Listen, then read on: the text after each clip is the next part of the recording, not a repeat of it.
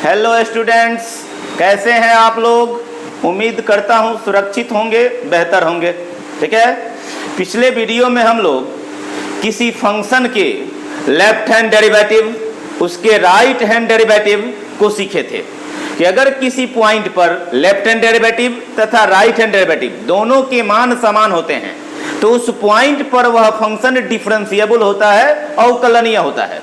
यानी हमने differential coefficient को डिफाइन किया था, उसके लिए उसका फॉर्मूला तैयार किया था, डिफरेंशिएबिलिटी को डिफाइन किया था। ठीक है, आज हम इस वीडियो के माध्यम से कंटिन्यूटी और डिफरेंशिएबिलिटी दोनों के बीच के रिलेशन को समझेंगे, कैसे दोनों एक दूसरे को एक्सप्लेन करता है। डिफरेंशिएबिलिटी का यह एक इंपॉर्टेंट थ्योरम आपको बताने जा रहा है, ध्यान से इसको देखिएगा, अच्छे से समझिएगा। ठीक है, यह थ्योरम दोनों को एक दूसरे को एक्सप्लेन करता है। ठीक है, every differentiable function is continuous but it converse is not necessarily true. यदि कोई फलन अवकलनीय हो तो यह निश्चित रूप से संतत होगा। यदि कोई फलन अवकलनीय हो तो यह निश्चित रूप से संतत होगा, लेकिन यदि कोई फलन संतत हो तो यह आवश्यक नहीं है कि वह उस बिंदु पर अवकलनीय होगा। हो भी सकता है, नहीं भी हो सकता है। यही बात यहां लिखी गई है। If a function f(x) is differentiable at x equal to a, then it must be continuous at x equal to a. अगर कोई function x equal to a पर डिफरेंशिएबल है तो यह निश्चित रूप से उस बिंदु पर संतत होगा, कंटिन्यूअस होगा। विलोमतः अपोजिट कर दीजिए। ठीक है, if a function is continuous at x equal to a, it may और may not be differentiable at that point.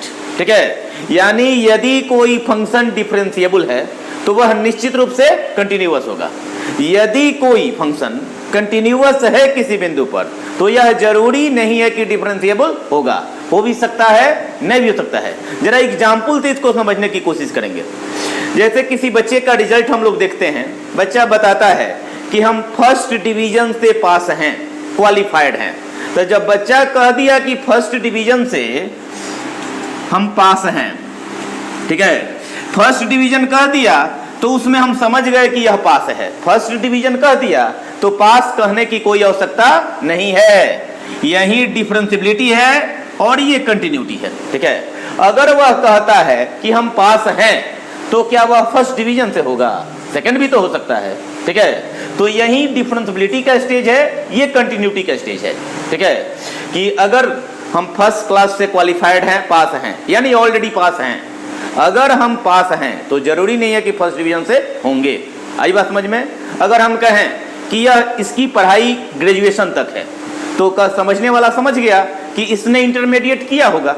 ठीक है, लेकिन हमने कहा कि इसने इंटरमीडिएट किया है तो हमें पूछना पड़ेगा कि आपने ग्रेजुएशन भी किया है? किया भी हो सकता है, नहीं भी किया हो सकता है। वही स्टेज है कंटिन्यूटी और डिफरेंशिएबिलिटी का। ठीक है, अब इस थ्योरम को समझेंगे। ठीक है, इसके नेसेसरी पार्ट को देखिए। माना कि फंक्शन x बराबर a पर डिफरेंशिएबल है। ये हम मान के चलते हैं कि फंक्शन दिए गए पॉइंट पर डिफरेंशिएबल है, तो हमें दिखाना क्या है? उसी पॉइंट पर यह संतत यानी कंटिन्यूअस होना चाहिए। Left hand limit, right hand limit बराबर होना चाहिए। ठीक है, तो हम limit x tends to a f(x minus f a by x minus a equal to f dash a, यही फॉर्मूला आपको सिखाया गया था। ठीक है, कि f dash a equal to अगर इतना लिख दें तो यह डिफरेंशिएबिलिटी के लिए फॉर्मूला होता है। x इक्वल टू a पर डिफरेंशियल कोफिशिएंट होता है। ठीक है, चलिए अब हमने ले लिया late f(x minus f a, थोड़ा सा इसको रिफाइन कीजिए। f(x माइनस f a, इसमें x माइनस a से भाग दे दीजिए और x माइनस a से गुणा कर दिए। हमने x माइनस a से भाग भी दे दिया और x माइनस a से गुणा भी कर दिया। इस दिए गए व्यंजक में इन दोनों फलन के मानों के अंतर में अब दोनों तरफ लिमिट ले लीजिए। Taking limits both sides when x tends to a, तो जाएगा limit x tends to a f(x minus f a। इसमें भी लिमिट लगा दीजिए, इसमें भी लिमिट लगा दीजिए। तो limit x tends to A F x minus F A divided by X minus A into limit x tends to A x minus A. ठीक है, हमने दो अलग अलग फंक्शन में बांट दिया, पहले में भी लिमिट लग गया, दूसरे में भी लिमिट लग गया। तो हमने यहाँ क्या देखा, ये हमें पता है कि यह किसका वैल्यू है, differential coefficient of F x at X equal to A, यानी इसके बदले में हम क्या पुट कर दें, एफ डैश ए पुट कर दें, और यहाँ x का वैल्यू a रख दो, तो a में से a गया 0, तो यह कितना हुआ जी, 0। That is limit x tends to a f x minus F a equal to 0। That is limit x tends to a f x equal to, इसको उधर शिफ्ट कर दिया जाए, क्योंकि यह कांस्टेंट है, फाइनाइट है, तो लिमिट इस पे काम नहीं करेगा। तो हमने क्या ला दिया जी, limit of the function when x tends to a is equal to the value of the function, यानी हमने दिखा दिया x बराबर a पर फलन की सीमा बराबर हो गई किसके, x बराबर a पर फलन के मान के। यही किसका डेफिनेशन है, किसका शर्त है, कंटिन्यूटी का। तो आ गया F X is continuous at x equal to A. ठीक है, limit of the function is equal to the value of the function, तो हम इजिली कह सकते हैं F X is continuous at x equal to A. हमने necessary part को दिखा दिया, हमने मान के चला कि फंक्शन क्या है, डिफरेंशिएबल है, तो हमने दिखाया कि दिया गया फंक्शन कंटिन्यूअस होगा। अब इसके जस्ट अपोजिट, इसके कन्वर्स, अब हमें ये मान के चलना होगा कि दिया गया फंक्शन कंटिन्यूअस है, हमें एक ऐसा एग्जाम्पल पेश करना होगा जो कंटिन्यूअस हो लेकिन डिफरेंशिएबल न हो। ऐसे एग्जाम्पल को काउंटर एग्जाम्पल कहा जाता है। ठीक है, तो हम ले लेंगे f x equal to mod x, जो हमें पता है। ठीक है, modulus x is continuous at x equal to 0, ये हम पहले से भली भांति जानते हैं। अब हमें ये दिखा देना है x इक्वल टू 0 पे मोड x डिफरेंशिएबल नहीं होता है, तो हमारा काम हो जाएगा। ठीक है, तो सबसे पहले लेफ्ट हैंड डेरिवेटिव निकाला जाए, लेफ्ट हैंड डेरिवेटिव। तो लेफ्ट हैंड डेरिवेटिव में अब शर्त जानते हैं x less than 0, f dash 0 minus 0, limit h tends to 0 f 0 plus h minus 0 by h, ये ना होता है जी, हो जाएगा लिमिट h टेंड्स टू इतना f h minus f 0 by h, तो limit h tends to 0 by h। ठीक है, एफ एक्स कितना है जी, मोड एक्स है, तो एफ एच कितना हो जाएगा, मोड एच हो जाएगा, और 0 पर 0 होता है, इसे हम छोड़ सकते हैं। ठीक है, तो एफ एच इक्वल टू हमने कितना रख दिया, मोड एच। ये हम काम लेफ्ट हैंड लिमिट के लिए कर रहे हैं, याद रखना होगा। तो limit h tends to 0, sorry ये काम हम लेफ्ट हैंड डेरिवेटिव के लिए कर रहे हैं। ठीक है, तो एच टेंड्स टू 0 माइनस, तो मोड एच के बदले में हम क्या लिखते हैं जी, माइनस एच लिखते हैं। क्या लिखते हैं, left hand derivative less than से प्राप्त होता है, तो मोड एच के बदले में क्या लिखेंगे, minus H by H, cancel हो गया। तो कितना आया जी लेफ्ट हैंड डेरिवेटिव, -1। अब जरा राइट हैंड डेरिवेटिव निकाला जाए। राइट हैंड डेरिवेटिव के कंडीशन को बोलिए, x ग्रेटर देन 0, तो हो जाएगा एफ डैश 0 प्लस 0, तो limit h tends to 0 plus f h minus f 0 divided by h, तो limit h tends to 0 plus mod h by h, तो limit h tends to 0 plus. अब यहाँ आ गया, चूंकि हम राइट हैंड डेरिवेटिव में हैं, तो कौन सा कंडीशन काम करेगा, x greater then 0, x greater then 0 हो। ठीक है, तो मोड h के बदले में क्या लिख दिया जाए, h, मोड h के बदले में क्या लिखते हैं जी, h लिखते हैं, तो हो जाएगा बाई h, तो यह कैंसिल हो गया, कितना आ गया 1। तो लेफ्ट हैंड डेरिवेटिव कितना आया, -1। राइट हैंड डेरिवेटिव कितना आया, क्या यह दोनों इक्वल हैं, नहीं है, तो लिख देंगे f dash 0 minus 0 is not equal to f dash 0 plus 0। Therefore f x equal to mod x is not differentiable at x equal to 0। this completes the proof। ठीक है कि हमने कंटिन्यूअस का एक एग्जाम्पल ले लिया और हमने दिखा दिया कि दिया गया फंक्शन x इक्वल टू 0 पे नॉट डिफरेंशिएबल है। इस तरह से हमारा थ्योरम कंप्लीट हुआ। हमने क्वेश्चन से जरा समझेंगे। एक क्वेश्चन पहले से बताए हुए थे, लेसन 10.1 में देखिएगा या एनसीईआरटी में देखिएगा, is mode x plus 1 differentiable at x minus 1। तो अभी हमने काउंटर एग्जाम्पल मॉडुलस फंक्शन का ही लिया हुआ था, आपने देखा भी था। बिल्कुल उसी तरह बनाना है। Let f x equal to mod x plus 1। जरा इसको 3 फेज में डिफाइन कर दिए। तो मोड x का वैल्यू x प्लस 1 कब होगा? जब x ग्रेटर देन माइनस 1 होगा। माइनस x प्लस 1 कब होगा? जब x लेस देन माइनस 1 होगा। 0 कब होगा जी? जब x इक्वल टू माइनस 1 होगा। माइनस 1 का राइट हैंड लिमिट, माइनस 1 का लेफ्ट हैंड लिमिट, माइनस 1 पर तब पूरे नंबर लाइन के लिए हमने मॉडुलस को एक्सप्लेन कर दिया। अब बनाया जाए, लेफ्ट हैंड डेरिवेटिव निकाला जाए, राइट हैंड डेरिवेटिव निकाला जाए। अगर दोनों के मान समान होते हैं तो फंक्शन डिफरेंशिएबल होगा। ठीक है, तो f dash minus 1 minus 0 it is the left hand derivative of the function f x at the point x equal to minus 1। चलिए, तो हमने फॉर्मूला लिख दिया है, लिमिट h टेंड्स टू 0 इतना, f x equal to mod x plus 1। चूंकि ये LH derivative है तो हमारा ये कंडीशन काम करेगा। एफ एक्स इक्वल टू, यहां हम लिख दें मोड माइनस x प्लस 1 है। एफ एक्स इक्वल टू कितना है जी? x प्लस 1 है, तो एफ वाई कितना हो जाएगा? y प्लस 1 हो जाएगा। तो f माइनस 1 प्लस h कितना हो जाएगा? तो इतना प्लस 1 हो जाएगा। F x equal to mod के अंदर x प्लस 1, तो एफ वाई इक्वल टू कितना? मोड के अंदर y प्लस 1, तो f माइनस 1 प्लस h का वैल्यू बोलो। यानी मोड के अंदर x के जगह पर कितना लिख दें? Minus 1 plus h, plus 1 put कर दो। माइनस 1 पर वैल्यू कितना है जी? 0 है। इसको छोड़ दो, इससे ये कैंसिल हो गया।